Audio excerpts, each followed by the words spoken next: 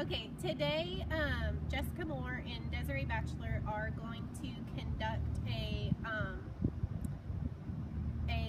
safety walk or audit using the district faculty safety and security audit toolkit given to us by our assistant principal. And so today we're just going to do the outdoor facility part of it. Yes. And we're starting here on the playground at Samuel Walker Houston Elementary School. So what we can do, if you just follow us, is we're going to start along the perimeter and notice any observations that we've made that are not on the safety audit. So as far as the playground and recreation area, some of the things that we're looking for are fences are in good condition and without gaps. The perimeter is free of safety hazards. So one of the first things we see here are T-posts Yes. on the playground. So obviously this is a safety hazard that needs to be removed immediately.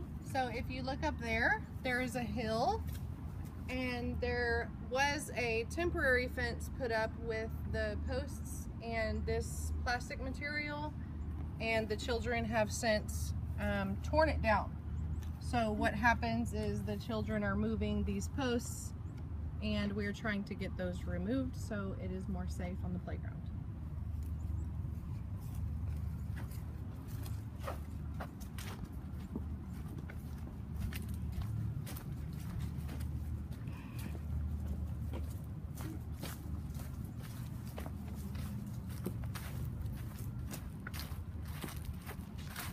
Our gate that leads out to the main road, and as you can see, it is locked and secured to the outside. This has been a recent change. In past years it was not locked, and it became an issue when we started construction, so now it is safe and secure. So, and if you keep walking around the exterior of the playground, you can see that it kind of appears that it's not secure because it is loose from these poles. So this is a potential safety hazard because it's not secure. Lots of different things could happen, so not safe. And so one of the let me see, 235 on the play and outdoor recreation area says ground cover is free from holes and worn trenches, and 236 there are no trip hazards in the playground area such as weed block protruding from ground cover. And we obviously have a lot of problems when it comes to those things. Yeah, and if you another tripping hazard is, like, some of our playground is sand here and grass over there, but as you walk with me, as you get closer to the play structure and climbing equipment, there's a curb around the edge that's made of concrete, which is also a tripping hazard.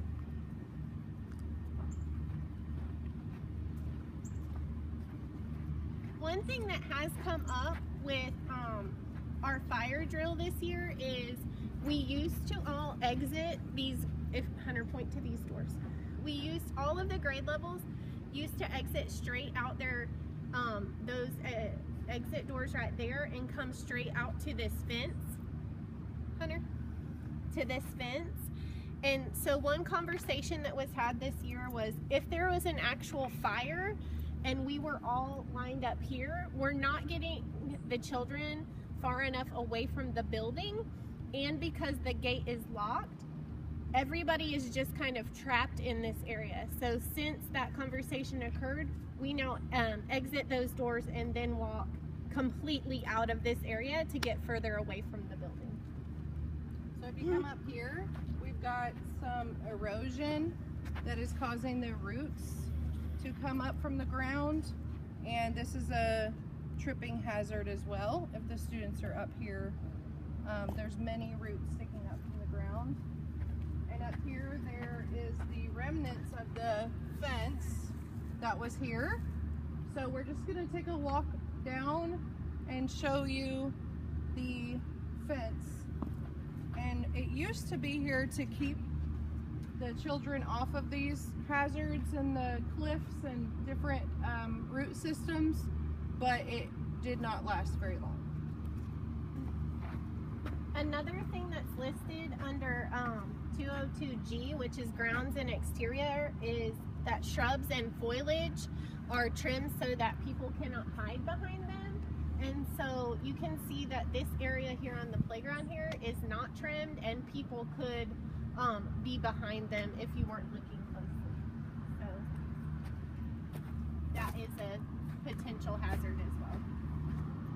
There are more T-posts here just out on the playground, and so in addition to just the playground and recreation observations, this could also go under the grounds are free from debris, which this is could all be considered debris as well.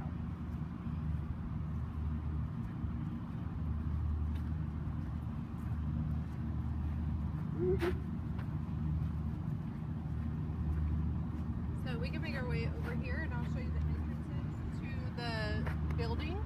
So in the building, it's 261 on the building interior. It says exterior doors leading to the outside are numbered on the inside, and then the interior doors are numbered on the door or on the wall adjacent to the door.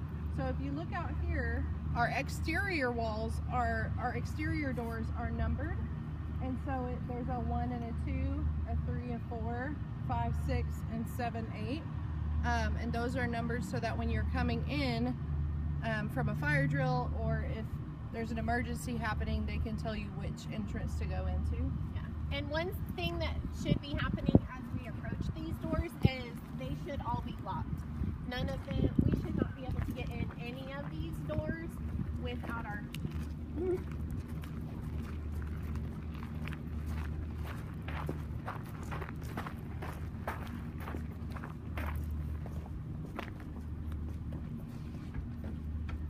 doors have to be checked often because sometimes these little rocks, if you look down here, they get stuck in the doorways and it causes them to not lock all the way.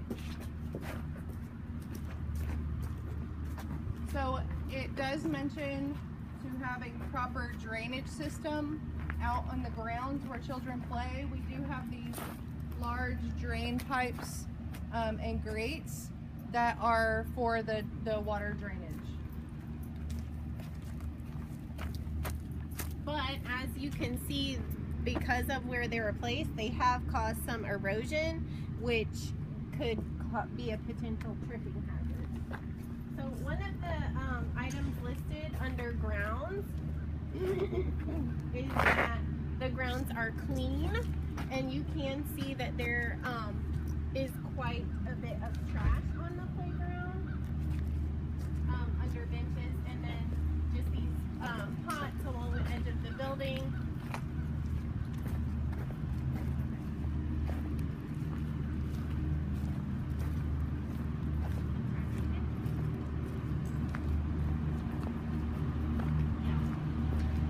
And so another item that goes along with the doors being numbered is it says they should be visible from at least 50 feet. And as you'll notice, these numbers on the doors are starting to fade a little bit, so I'm not sure that it looks like they need to be repainted as well. And as I'm looking here, I'm seeing that it appears that someone has written on the outside of the building, and one of the items on the exterior ground observation is the presence of graffiti, and this would be categorized as graffiti on the building, so that would be something that we need to check into getting removed as well.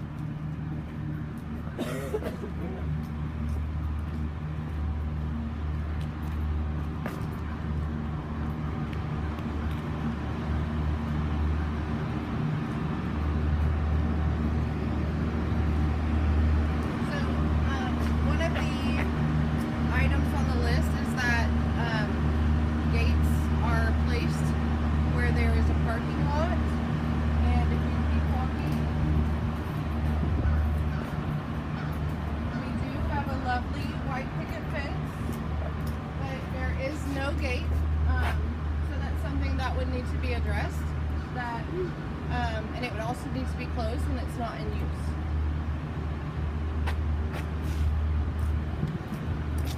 So this door right here is to our gym. So when we check it, it should also be locked, but it is not labeled. It looks like it used to be labeled once upon a time, but that's no longer there. We can go check this other door and see if maybe it's labeled, but all of the doors should be labeled, not just one.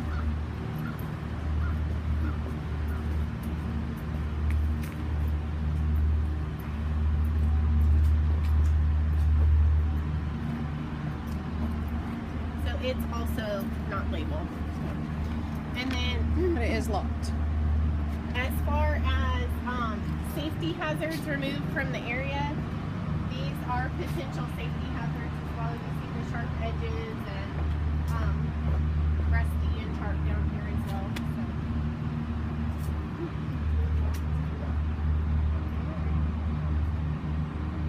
So. Okay. So here's our parking lot, and this is where the staff usually park. So we come out of these doors for lunch, and we come around here into the recess playground area. So we would want this, because this is a frequent traffic area for children, so we would want that to have a gate on it when it's not in use.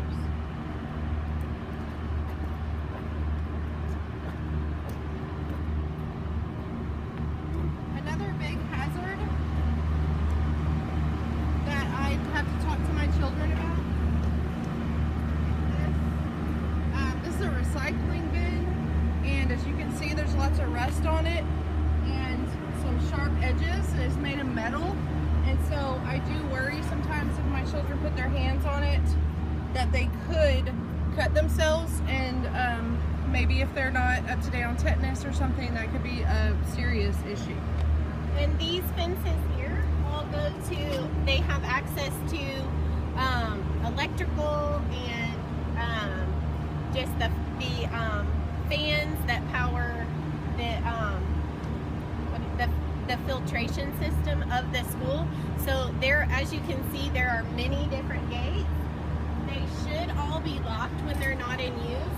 But you can see this one here. It has a lock, but it's not currently locked. So we can either infer that it is being used currently, like maybe they're unloading things from the kitchen, or they just didn't lock it, which would be a safety hazard.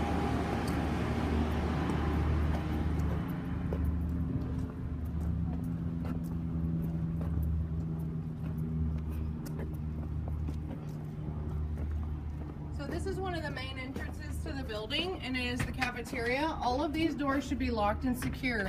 During the day, there are children in here eating lunch all day long, and this is an access point to inside the foyer and into the building.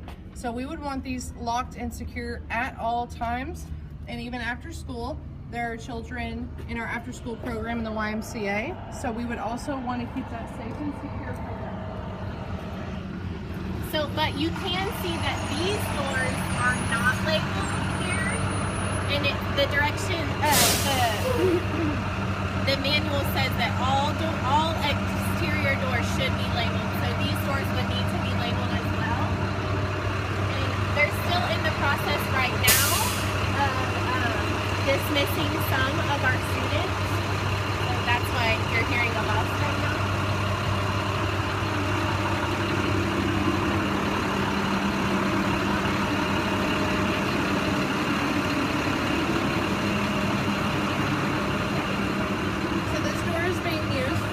To put on the bus. It is not labeled,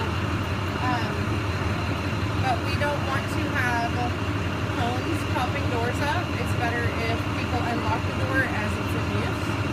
So whenever she comes in,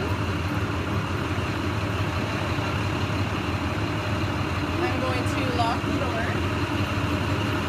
It is also not labeled that that's a cafeteria door.